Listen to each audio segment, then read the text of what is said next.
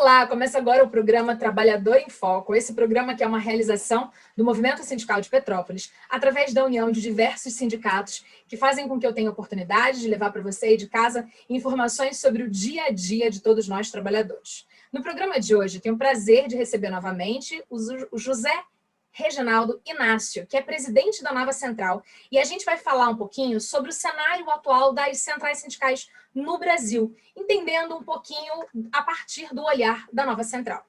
Reginaldo, muitíssimo agradecida por ter aceitado o nosso convite, mais uma vez, despender do seu tempo para compartilhar um pouco de informação com o telespectador do programa Trabalhador em Foco. Boa tarde, Carla. Boa tarde a todos que estão nos assistindo. A gente fica muito feliz de poder estar aqui participando do Trabalhador em Foco, esse instrumento de comunicação que acredito ser um grande aparelho a serviço da classe trabalhadora em Petrópolis e região. E é fundamental, nesse momento, a gente ter a possibilidade de ter espaço de comunicação para que a gente possa, de fato, levar a verdade, levar a informação com qualidade para a população, para os trabalhadores e trabalhadoras de Petrópolis e região. É fundamental a gente que vive esse momento de tanta desinformação, de tanto descompromisso com a verdade. Você, Carla, tem nos possibilitado esse espaço tão necessário para esse momento. Sabe, Reginaldo, eu digo isso de coração aberto. Eu trabalho eu trabalho com muitas frentes de ação, enquanto trabalhadora, enquanto profissional de comunicação. Mas eu me sinto assim imensamente grata por fazer o programa Trabalhador em Foco. Quando eu cheguei aqui no programa, eu não tinha a percepção que a gente ia poder falar o que os outros canais não falam. Uma versão da história por um outro olhar, que é o olhar, na maior parte das vezes, do oprimido, que é aquele olhar que não é contemplado nos principais veículos de comunicação, porque ele não gera retorno financeiro. Então, é muito bom a gente poder falar pelo trabalhador, e eu fico imensamente honrada de estar neste lugar como produtora e apresentadora há quase 8 anos. Então, vamos começar nesse papo, e aí eu queria que você me explicasse o que é a Nova Central. Carla, a Nova Central é uma entidade, uma central sindical, né? E especificamente ela foi criada por um conjunto expressivo do movimento sindical brasileiro. Na ocasião foi dia 28 de junho de 2005, portanto a gente está próximo de completar 16 anos de existência. Naquela ocasião de fundação, participaram do Congresso de Fundação da Central 1.058 sindicatos, participaram 82 federações e, naquela ocasião, 5 confederações também participaram da fundação. Esse número de entidades sindicais é um número muito, vamos dizer assim, muito capilar na classe trabalhadora, ou seja, vários setores, vários trabalhadores das diversas categorias estão compondo o conjunto de representação da Central. Nós temos aí trabalhadores de diversos setores, aí mesmo de Petrópolis, eu poderia citar aí o meu companheiro do vestuário, nosso companheiro, né, que também participa da vida da Nova Central, o Vanildo, o Jorge, são pessoas de setores específicos, mas também nós temos muitos trabalhadores da construção, servidores, trabalhadores da educação, trabalhadores rurais, trabalhadores da alimentação, os urbanitários, limpeza urbana, ou seja, há uma diversidade. Eu poderia aqui afirmar, sem sombra de dúvida, que nós temos aqui na Nova Central o conjunto mais expressivo e mais capilar de diversidade da classe trabalhadora brasileira representada. Daí o nosso grande orgulho de estar representando nesse momento em que, pese a gente está há muito pouco tempo na direção da Central, como presidente, em virtude do óbito do nosso presidente por Covid-19 no mês de fevereiro, né, nós temos a compreensão que vivemos um momento vital da relevância do movimento sindical, e a Nova Central ela está junto nesse processo. Ela tem esse compromisso de garantir a dignidade das trabalhadoras e trabalhadores brasileiro, e nesse exato momento a gente compreende que o papel do movimento sindical se tornou estratégico para atravessar esse momento de sofrimento que a população brasileira passa por ela. Perfeito. Queria que você explicasse para a gente o que levou... Antes dessa pergunta, assim, você estava na fundação da Nova Central? Está na diretoria e na equipe desde a criação? Sim, estou desde a criação, exatamente, desde a criação. Eu na realidade, sou um eletricitário de origem, eu trabalho numa empresa do setor elétrico em Minas Gerais, né? Aliás, aposentei nessa empresa, portanto, sou um eletricitário aposentado, mas que trabalho também na área de formação, também atuo na área de pesquisa e educação.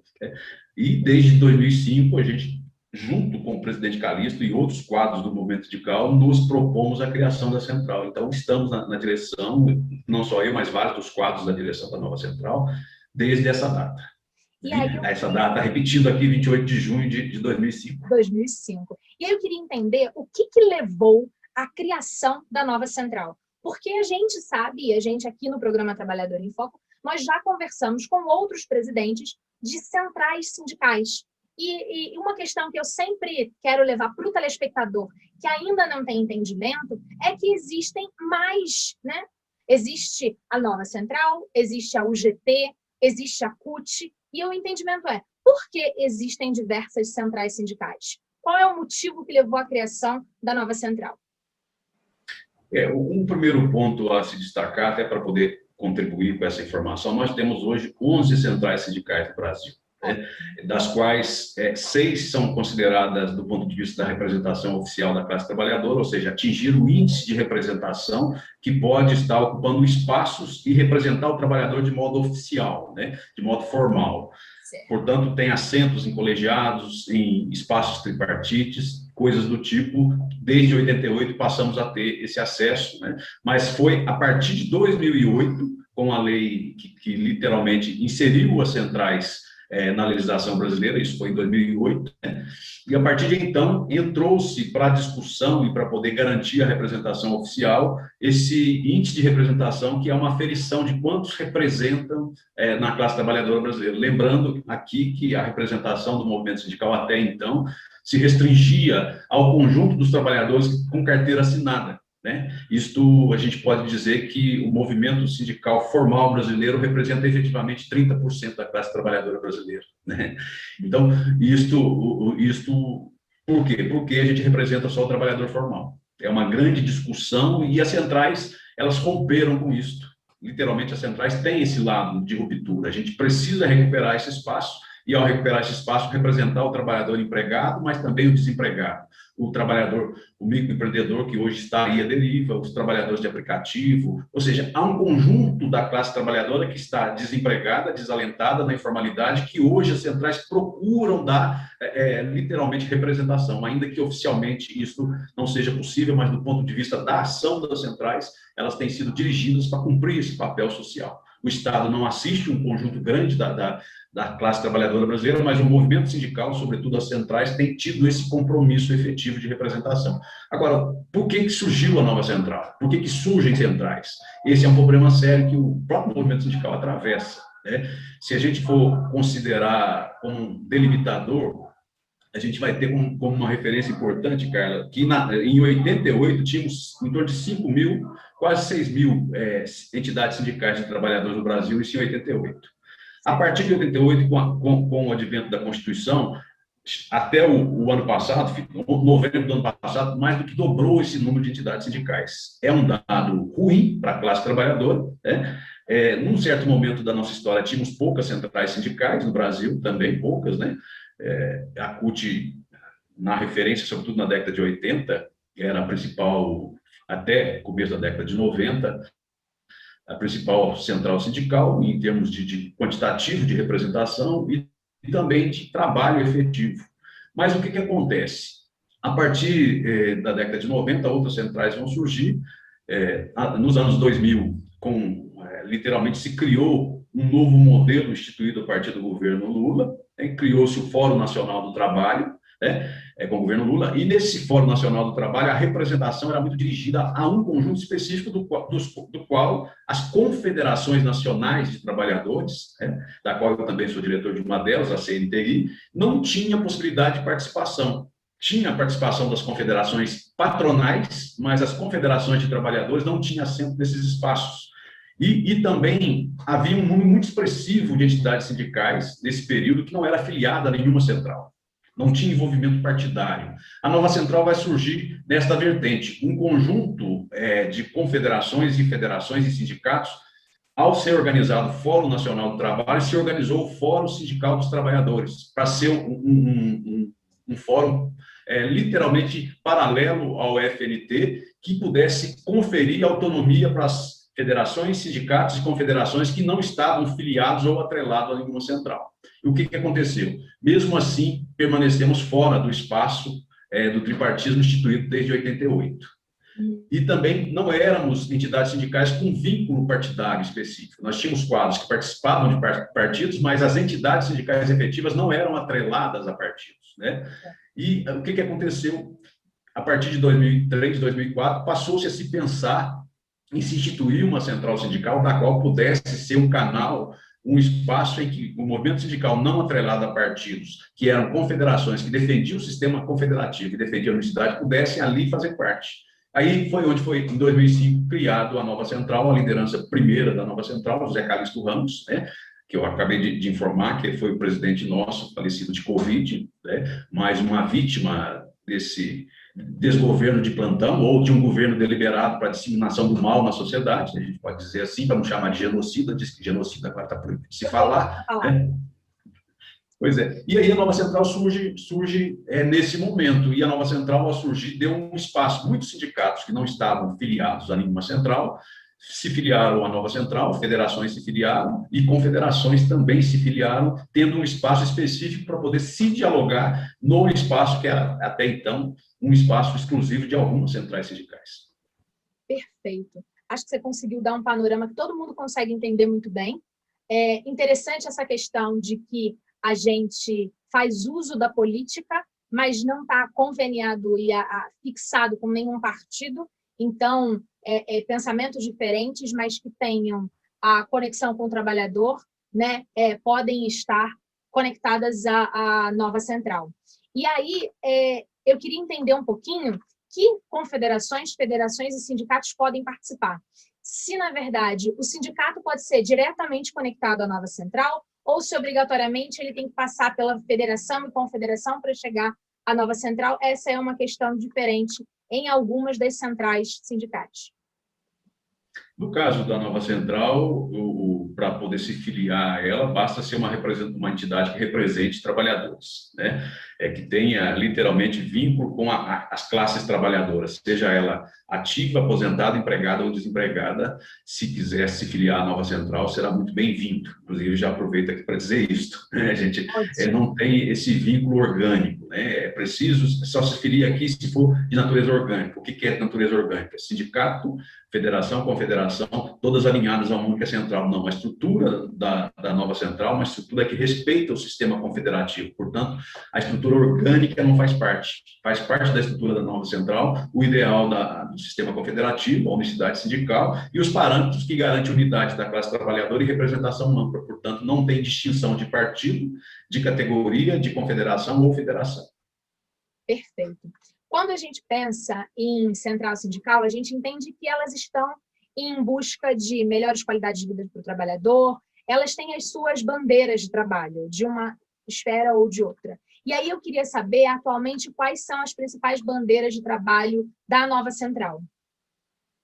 Nesse momento, Carla, o principal para o conjunto, aí não digo ser só da nova central, mas é das centrais sindicais brasileiras e de boa parte do sindicalismo brasileiro. O primeiro ponto é vacinação, já e para todos, né? A garantia de que o auxílio emergencial se amplie, não fique limitado aos números colocados agora pelo governo, né? Ampliação, óbvio, do auxílio emergencial, garantia de que a gente consiga estabelecer parâmetros de proteção social do trabalho, renda e salário, né? Condições de sobrevivência, condições de literalmente se garantir proteção social do trabalhador, equipamentos de proteção social. Nós estamos vivendo um momento em que a falta de equipamentos de proteção individual e coletiva no Brasil é tão grande que nós aqui, por exemplo, eu estou aqui em Brasília, né? Os enfermeiros estão precisando eu esqueci o nome, aquela touquinha que coloca na cabeça, precisando de avental, estão precisando de máscara, estão precisando de tudo. Espaço para descanso não está tendo. Então, a gente vive exatamente nesse momento como grande prioridade dedicar a nossa atenção para a vida da classe trabalhadora, para uma saúde da classe trabalhadora. A grande pauta hoje é essa. Todas as demais prioridades são secundárias em relação ao combate da pandemia nesse momento. A gente precisa salvar a vida da classe trabalhadora para, em seguida, pensar efetivamente em recuperar propriedade e economia. Economia sem a vida da classe trabalhadora é sem sentido. Portanto, as centrais elegeram como sua prioridade uma campanha intensificada intensificada da vacinação, estamos tendo aí uma bandeira comum sobre o lockdown a partir do dia 24, intensificado na sociedade como um instrumento de proteção coletiva para o conjunto da classe trabalhadora. Só assim a gente pode assegurar a possibilidade real de retomada da economia. Como o governo não consegue oferecer a vacina, que seria a principal proteção coletiva para o conjunto da sociedade, a imunidade real para o conjunto, a gente atingir a imunidade comunitária, então o movimento sindical, além de buscar a vacina, está buscando outros instrumentos. Nesse exato momento, na semana que vem, estaremos, né, com o Fórum de Governadores. Eu não sei se é na próxima semana, não sei se é nesta semana, mas está agendado esta reunião com o Fórum de Governadores, que são 22 governadores, pensando alternativas para superar esse momento. Então, as nossas bandeiras, enquanto prioridade é a vida, a questão da estabilidade social, para que não haja um espaço de desequilíbrio maior do que está, para que a fome não leve a um processo secundário, para que haja oxigênio para as pessoas poderem respirar, para que o alimento não seja objeto secundário do processo da vida. Né? O que eu quero dizer, Carlos? Nós estamos vivendo um momento tão trágico que a fila para uso de oxigênio é prioridade em relação ao alimento para algumas pessoas. Não pode, isso é inconcebível. Daí o movimento sindical, nesse exato momento, as centrais têm isso como principal bandeira. Certo. E aí, uma questão muito objetiva é de que forma a nova central trabalha para que essa bandeira esteja sendo balançada de forma prática e efetiva, para a gente conseguir resultados práticos e efetivos para os nossos trabalhadores. O primeiro ponto é a informação, né? A informação, ela se torna vital, a informação se torna um grande elemento para poder formar um lastro real do que está acontecendo no país. A informação, as centrais, a maioria das centrais, eu acredito que, eu acho que já todas as centrais fazem parte do portal da vacina, né?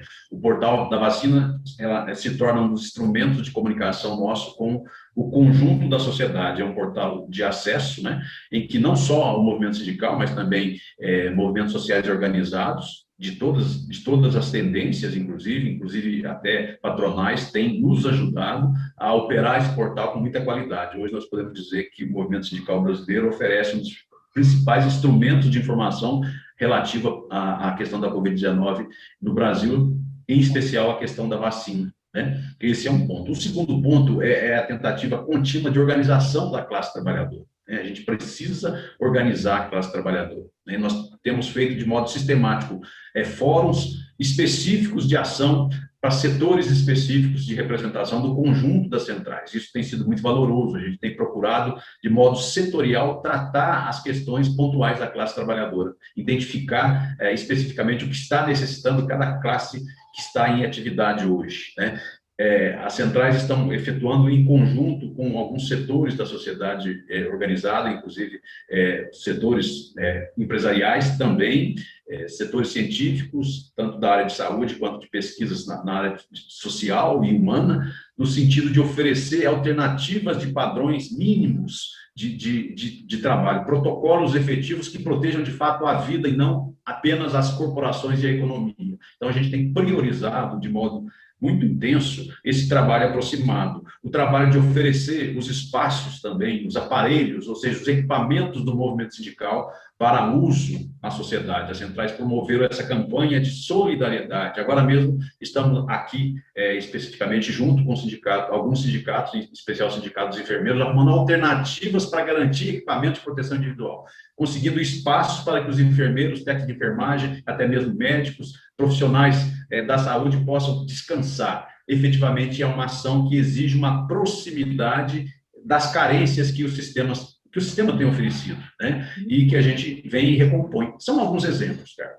Muito legal. Acho que isso é muito importante, porque, às vezes, eu tenho a sensação que o trabalhador do outro lado da TV que está nos assistindo agora, ou então através do Facebook, do Instagram e do YouTube, que está assistindo a gente, fica pensando assim, essa gente de sindicato, de federação, de confederação, de central sindical, eles ficam muito no âmbito da palavra. A palavra é muito importante, mas existem ações efetivas para que todo esse entendimento a respeito em prol do trabalhador seja realizado. Por isso que, às vezes, eu sempre pergunto assim, o que está fazendo na prática? Como é que a gente faz agora? Como é que eu posso, enquanto trabalhador, enquanto trabalhadora, me envolver nesta ação efetiva, para que essa percepção equivocada e cada vez mais estabelecida, principalmente no momento que a gente está vivendo, que é um momento de governo federal de extrema-direita, que está andando a passos largos, né, não se preocupando com o trabalhador, a gente precisa mostrar o quanto os sindicatos e todas as suas partes, né, a hierarquia dele, está fazendo de verdade. Falei desse governo estranho, triste, sofrido que a gente vive no que diz respeito ao governo federal, e queria que você fizesse uma avaliação desse cenário, desse olhar.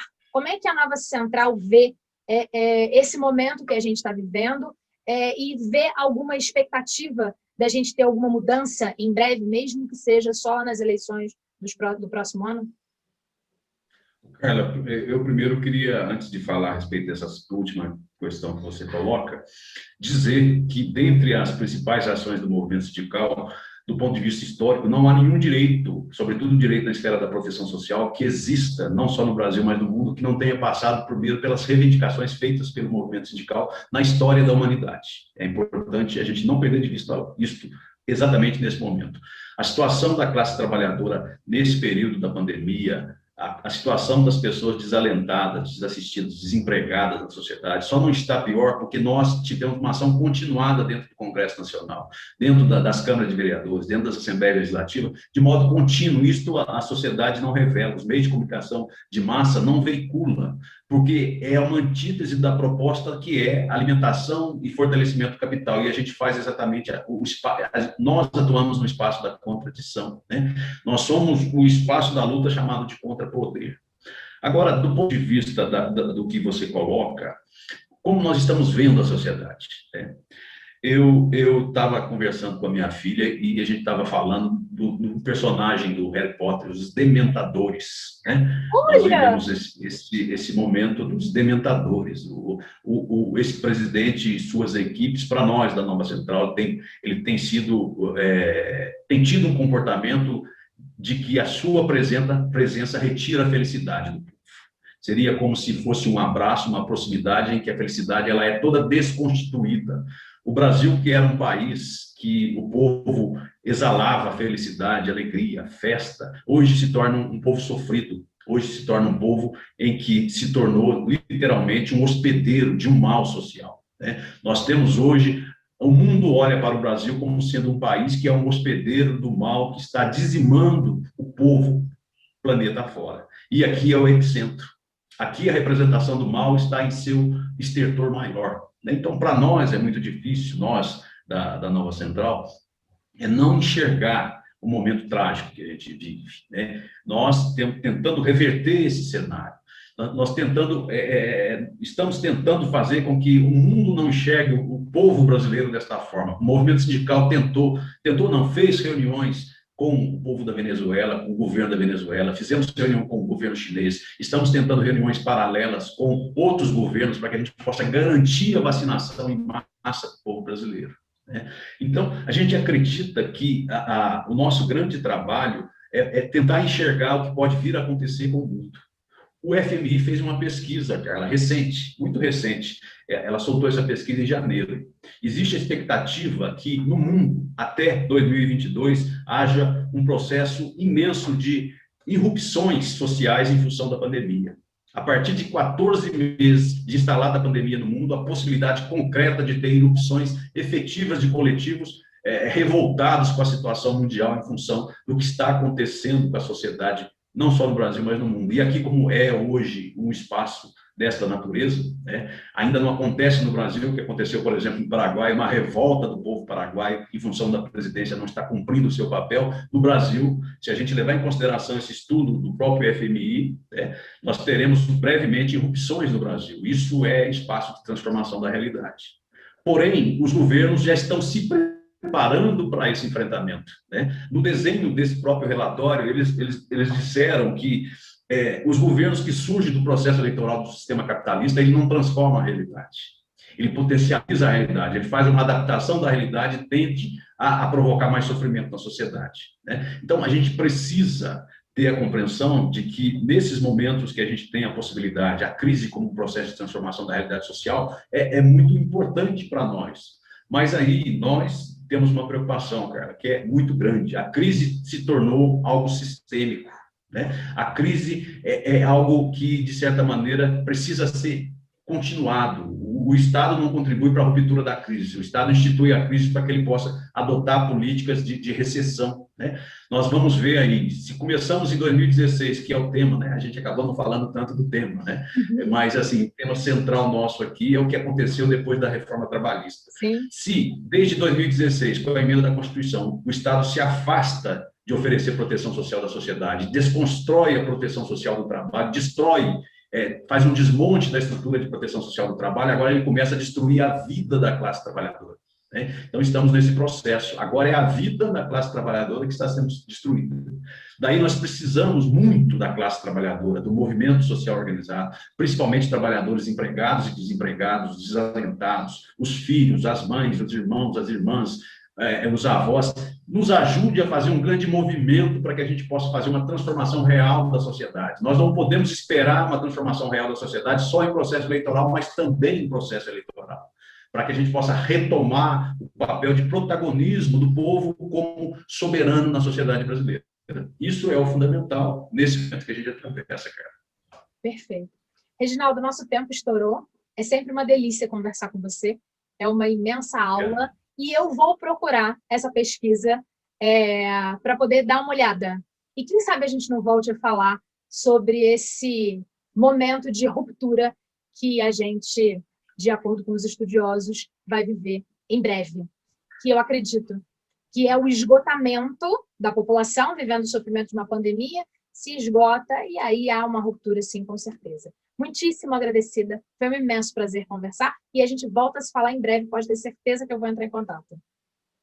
Agradeço, Carla, e me coloco à disposição, é só marcar a agenda que a gente tem falado, a importância das revoluções, irrupções e insurreições na vida da sociedade e do mundo. É importante. Muito obrigado, agradeço a oportunidade, agradeço também a todos que estão aqui nos acompanhando, em especial aos companheiros e companheiras de Petrópolis e região. Obrigado. Maravilha, obrigada. Obrigada a você que ficou com a gente, espero que tenha sido interessante, elucidativo para você. Até o próximo programa Trabalhador em Foco.